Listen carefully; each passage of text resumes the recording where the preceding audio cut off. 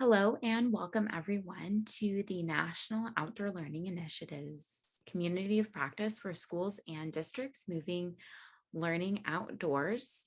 This community of practice grew out of the National COVID-19 Outdoor Learning Initiative's partnership between Green Schoolyards America, the Lawrence Hall of Science, the San Mateo County Office of Education, and 10 Strands.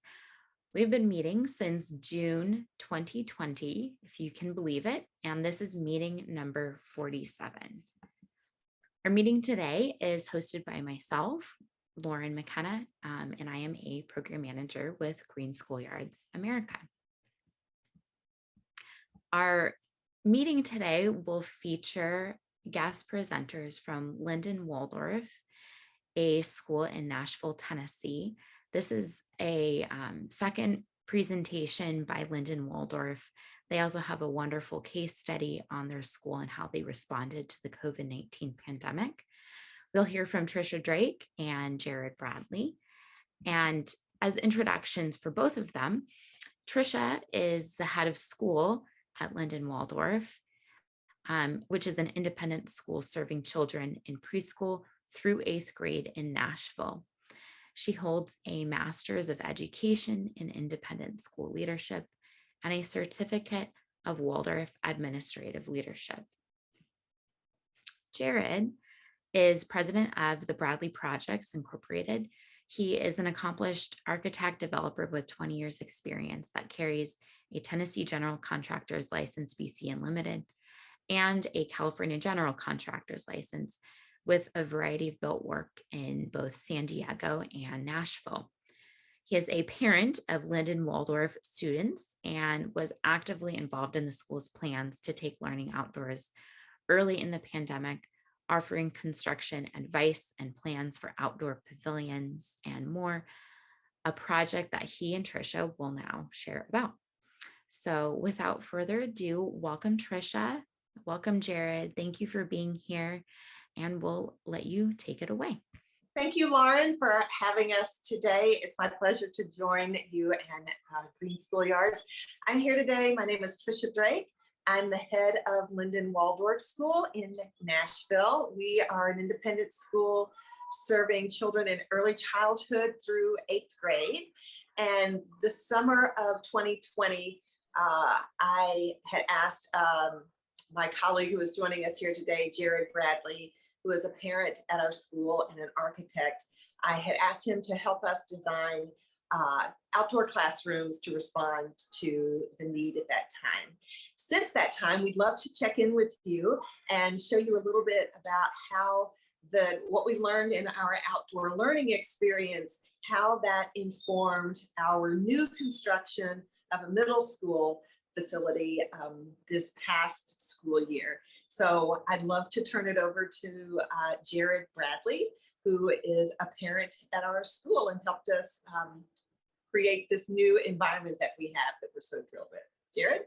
Yeah, thanks, Tricia. I appreciate it. I'm Jared Bradley, an architect and developer here in Nashville, and we also have a construction company. So obviously, when our school has a need, we like to jump out there and help. And I think the last time we talked was about the pavilions, and I just want to kind of take a second to walk you through sort of where we've been and where we're going, and all the good stuff that we're doing here on this campus, which is a really large, green, luscious campus and right in the heart of Nashville, which is a great place to be. I will get going here. So if you may or may not recall, our outdoor pavilion was sort of our phase one. It was sort of our immediate response to the COVID-19 pandemic. And this is an image of the campus. You can see that we share the campus with the Trinity Presbyterian Church, who are great partners for the school. And you can see we've got a pretty large green campus. Off to the right of this image, we've got a big meadow that goes all the way out to the front of the school. So just a lot of green space for the kids to play, and a lot of little elements throughout the site. So we began, this was our sort of our COVID plan, where we wanted to bring all the classrooms outdoors, and we looked at locations to put each grade, and where, looking at the site specifically, where can we tuck some of these pavilions that'll be more permanent, but also, can look like they've been there forever at the same time. So it didn't look like we just put a bunch of new stuff out there. And also we wanted them to be in a location that could be used in the future for all sorts of events and different outdoor sort of functions that the school would do. The first thing we did is you may recall, we really looked at this from at this point, we were looking at the 6-foot sort of bubble for the child and the student, and the teacher. And that sort of gave us some sort of pragmatic information of how to sort of lay these things out and what size do they need to be, and how that sort of relates to structure and construction and cost and whatnot. So that sort of gave us sort of a general parameters. And these sort of begin to sort of feel like a lot of picnic shelters that you may have seen other parks and rec areas. But we really wanted to make sure ours had sort of a sophisticated sort of an elegant, natural sort of proportion to it. And so we accomplished that by looking at cantilevers and low flying roofs that didn't really interfere with the treetop canopies, but also felt like they were sort of nestled in the site. We started looking at sort of the vertical scale of some of this and how a student, a child might feel different than an adult. And so we try to look at a proportion that felt, sort of awe-inspiring for a child, but not too much. And then also not too low for an adult to hit your head on or whatnot. We also wanted to look at different elements that we sort of cantilevered and hung down these wood screens that kind of provided a little bit of a wind block on some days, but also some sun shading. And then they obviously double for places to hang backpacks or chalkboards and that type of thing, while keeping the structure mostly open. And so our first sort of run through this is some renderings of what we wanted to build. And ironically, what we built also fell sort of, we had a problem with basically sourcing lumber at this time because of the pandemic. And so we were sort of forced to re-engineer what we'd already engineered with our structural engineer to figure out what lumber was available. And so that determines the spacing. And so there's a lot of technical issues with what we went through there. But as you can see, as we finally located these on the campus, this is a better image of how green and how, just incredible this campus is, and how fortunate we are to be. This is like right in downtown, almost downtown Nashville. So it's just a really beautiful site. And these are basically the locations we ended up with, 1st through 8th grade pavilions. And you can see how they kind of sit in the site with the play structures and the trees. Each pavilion is sort of anchored to a programmatic element, whether it be a playground or a tennis court or, another learning facility. And so as we move around the campus, you can kind of see that these structures kind of tuck in there. We exposed a lot of beautiful wood ceilings, and we did that sort of twofold. One, we were having a plywood shortage, and many of you may or may not have known that in the country. Two, we were able to find this tongue and groove material that actually became structural. And as it became structural, it allowed us to lighten some of the loads on the members. And then 3, we didn't have to provide any kind of roof sheathing, so that cut down on some of the lumber as well. So anyway, you can see how we sort of move through this, and then I always like to show, in all these images, that's my son Indio, kind of enjoying some of the tree trunk, kind of recycled furniture that was made by the parents and some volunteers that kind of went into the facilities after we finished the structures. The classrooms really become really like an indoor-outdoor space, and the kids have really responded well. Ironically, my children, I believe, have actually become better behaved through all of this, which you would think would have the opposite effect. But I think what's actually happened is that the kids actually have way more focus when they're in nature like this. And I think Trish can speak more to that in a bit. But you can see how these, again, low flying roofs, really long cantilevers, which really sort of add to the drama of the space and expand the footprint in the classroom. So from there, we kind of switched to our modular. There's some existing that was called the Learning Cottage, which was like a modular unit there that was on site. And we turned the goal was to turn the Learning Cottage into a learning village with some more modular units. which were available here in Nashville. And also, kind of trying to transform the nature and vernacular of a modular building is very difficult. But at the same time, in this particular campus, with the sharing the use with the church, the modular buildings were the best choice for the school right now as the school continues to grow. And you can see the location of the existing, what we call the learning cottage, is in purple.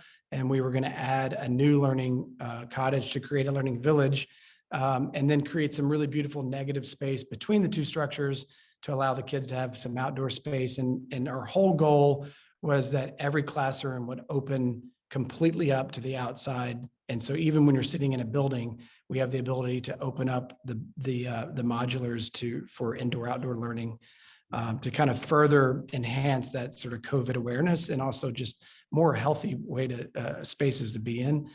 And so we accomplished this by looking through a lot of different concepts, from recycling all the way through repurposing. And you can kind of see this is kind of a typical modular, like educational trailer or modular unit in this image. And this kind of indicates how you can cut them open and use these really large glass garage doors that roll up. But we want to always return back to what we focus on, both as a Waldorf school curriculum, but also just as like a healthy childhood development and being in nature and sort of surrounding oneself with wooden structures, with things that are under tree canopies, things that are breathable, things that feel green and healthy. That's a big part of our architectural principles that we follow in practice, but it's also, it's really important in schools, I believe.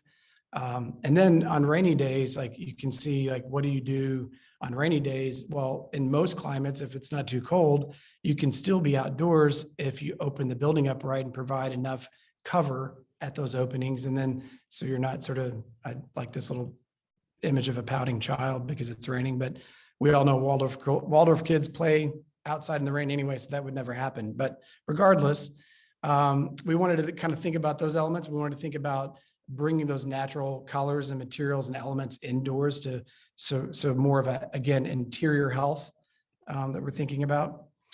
This is sort of our general layout. This is the older modular unit that we completely gutted.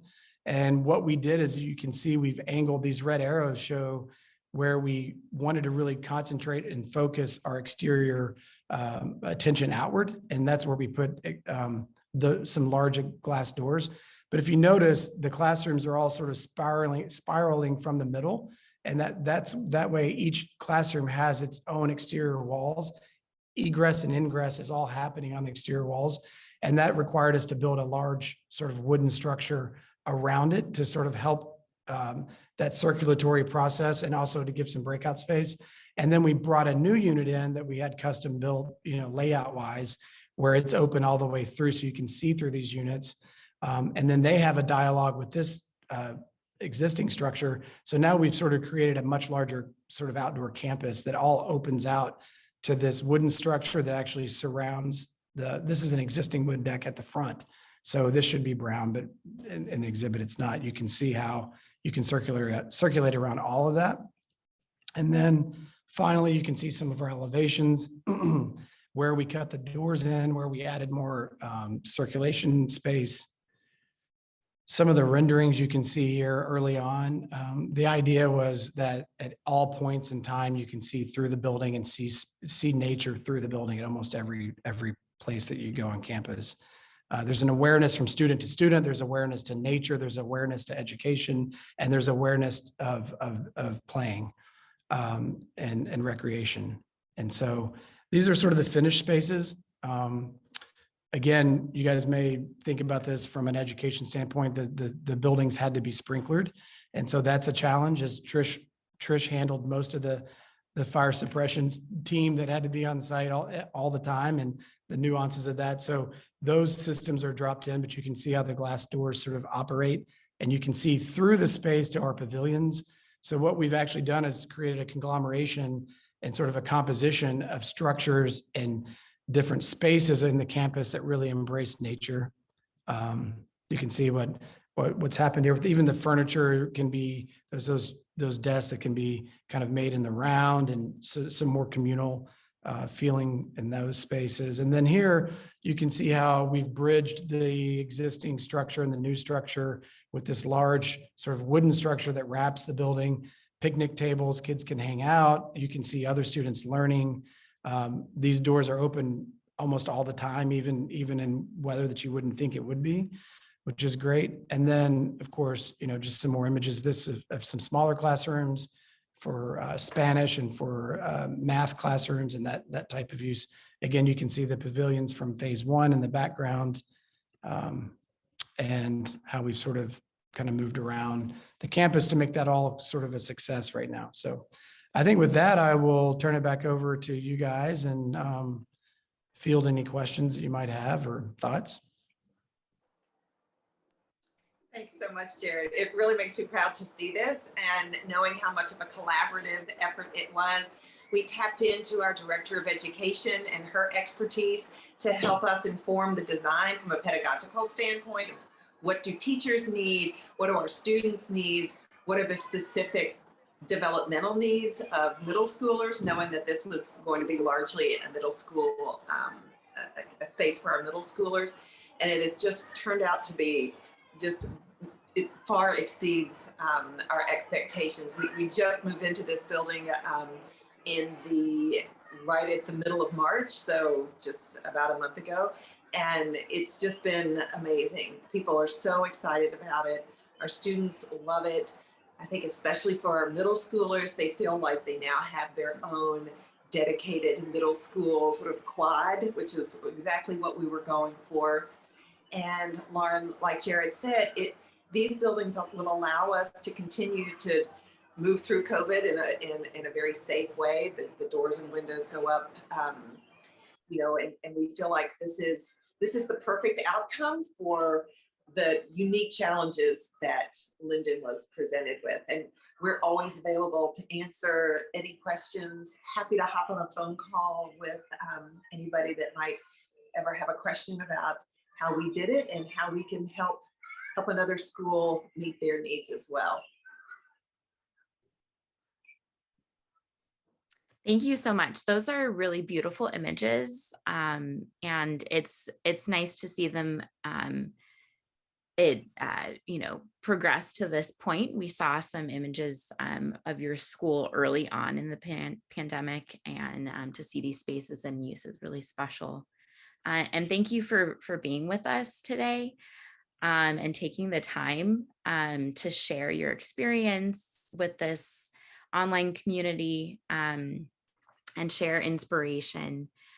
A few questions. One that Sharon, our CEO and founder, is asking is about curriculum integration, and maybe this is a question for Tricia or Jared.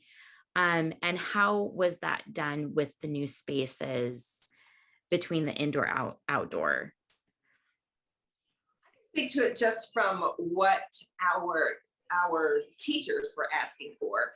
One, we knew that this was a great opportunity for us for the first time ever to be able to afford some of our subject teachers to have their own dedicated space. But prior to us opening up this building, the language arts teacher went to each individual classroom. The Spanish teacher went to each individual classroom rather than having their own dedicated space, because we just didn't have a space for that. And so not only do now Spanish and language arts have their own dedicated classroom where all of the materials can be, those two classes, or Spanish in particular, we now have our first through all grades, first through 8th grade now come to this building for classroom for their Spanish instruction.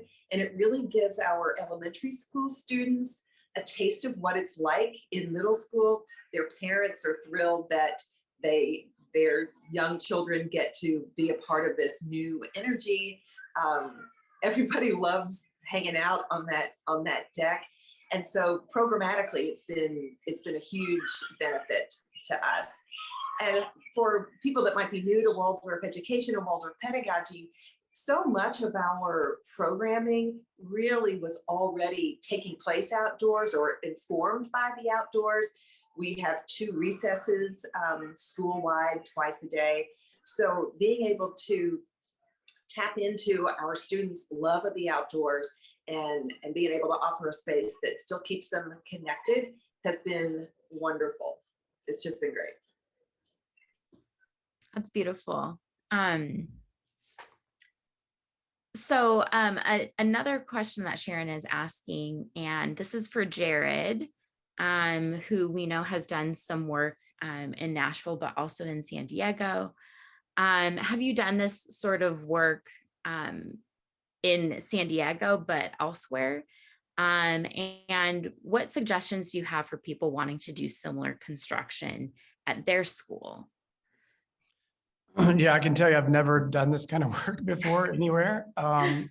Other than I would say that the spirit of the work is very similar to what I've done before with our churches or with, any sort of grassroots sort of community, like all hands on deck sort of projects. And so it's got I think the spirit of this project is really pure, obviously for the purpose of, helping each other during a pandemic, but I think it's pure in the sense that the goal from everybody on the team has always been about the development of the child and about the focus on the pedagogy of the curriculum. Everything about the Waldorf education is embraced, from step 1 to step, 3,000 or whatever. So I would say that I get emotional thinking about these projects because they mean so much to me, probably more than some of our bigger projects, because I think that there's a higher purpose here. And I think that any professional should dedicate a huge chunk of their time to giving back. And I can speak clearly as an architect, developer, and general contractor that I've been blessed with so much. And I feel like my responsibility is to give back. But also, I think there's some sort of mentoring that goes on in that process. To the children, to even other professionals that I work with. And I think that, to do this sort of in your own community, people have already called and asked us, hey, can you come to our community and do this? And it's like, I don't know that we can. I think it takes people that are close to each community. And I think it takes people having that heart of giving back and of being of service and that servanthood. That these projects they happen out of a labor of love. They don't really happen because of, normal course of business. And so, every chance I get, I have opportunities like this, we take them because something beautiful happens out of them and we learn from them and we're encouraged by them. And I just think that more parents need to get involved, more professionals and communities, whoever's in your school community. There's bound to be an architect or a builder or someone who can reach out to someone else and sort of link up and sort of hold hands and do this stuff. Because in our business, like my profession on a day-to-day, we don't take credit for any project. Every project is a huge team of people. It takes a village, I think, in any profession. So we never look at it as like something we did or that our team even did. It's the community did it. And I think that that's really how any of these other schools around the nation. I mean, we're actually sort of fortunate, I feel like, because it is a private school. And so the sort of decision tree is shorter and, kind of goes from Trish down to the staff and faculty to the board and all of this, but it happens much quicker in a private school than it probably does in public schools. I would imagine, just with the red tape and bureaucracy that has to go there. But, I don't know. I would just say reach out in your own community and gather up a team of individuals that are just passionate about it. And that's really the best way to get it done, I think. Thank you. That's well said and good wisdom that we all need to be reminded of. I think we're 2 years into the pandemic, we need that reminder that community is still important. There's still ways that you can help. Whatever gifts and talents you have, you can offer it. So thank you. And so maybe this is the last question that either of you or both of you can answer as the head of the school and as a parent and community member. And this is more my question. How has being outdoors throughout the pandemic benefited the students? And are there particular things that you notice about their behavior, their attitude, the way they interact with each other compared with before the pandemic?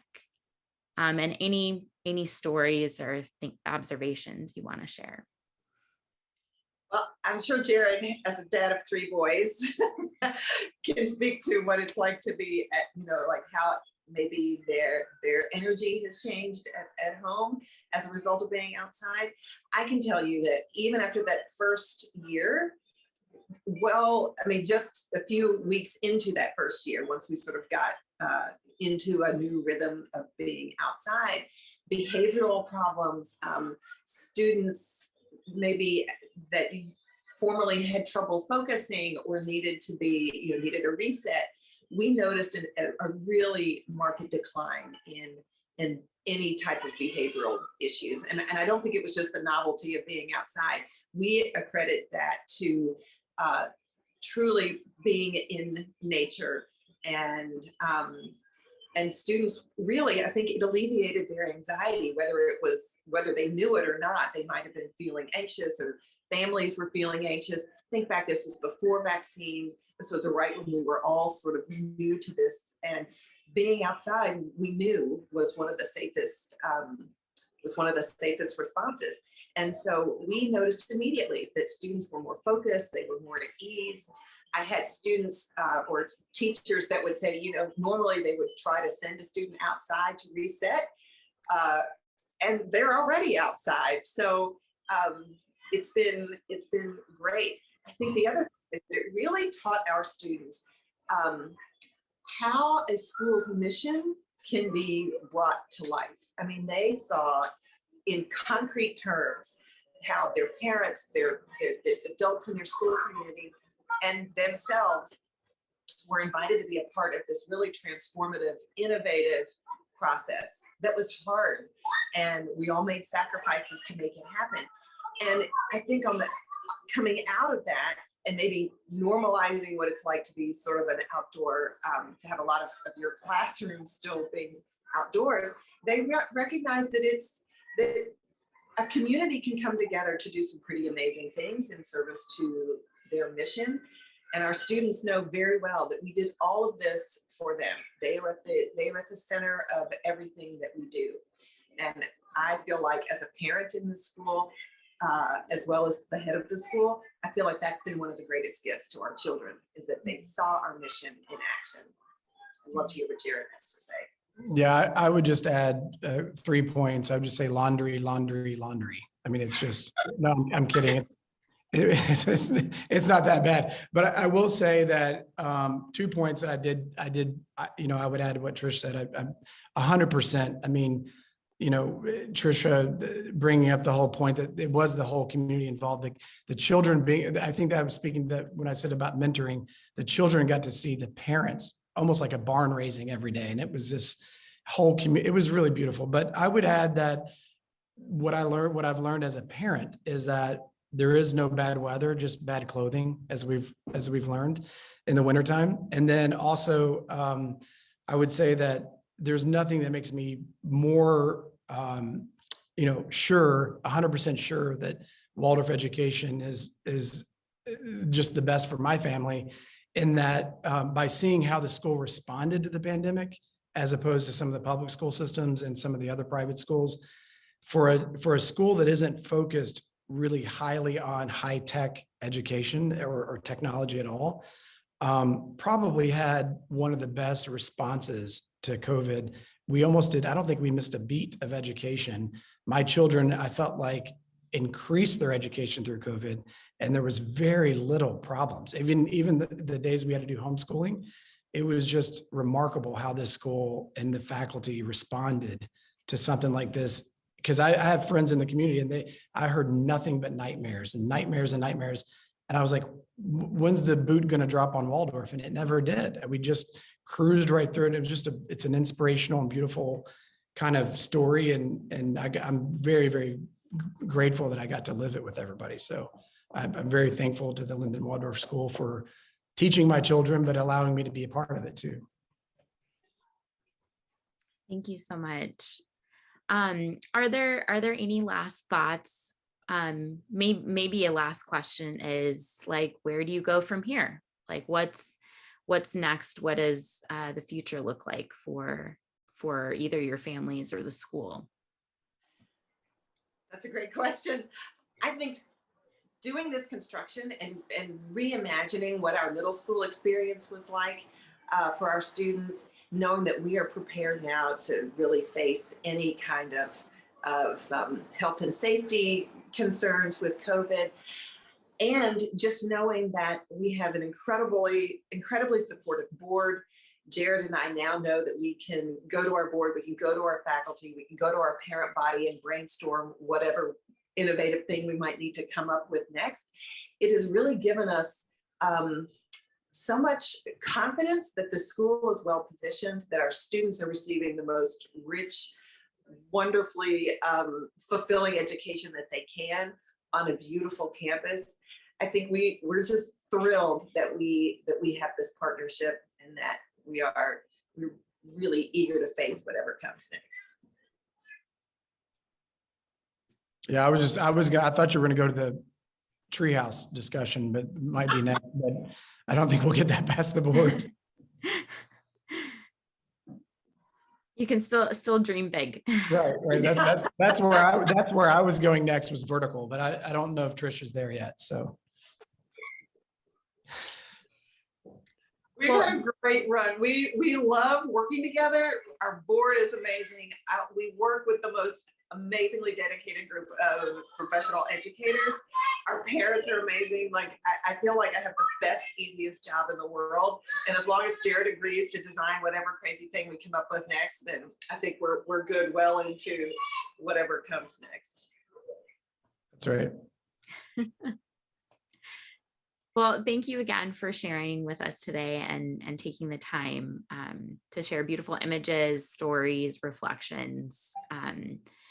And, you know, many in this community are part of the public school system and have faced a lot of those barriers. And I think it's still important to dream big wherever you are and to work in the ways that you can, because we have seen parents and community members get together in, for example, in Washington, D.C., in their public school system, and they passed a resolution through their school board. And so anything is possible with, you know, a dedicated group like yourselves who have the kids' well-being and at the focus. So That's right. Thank you again. And we wish you all the best for, you know, those future plans, and thank you. Thank you for having us. Our pleasure.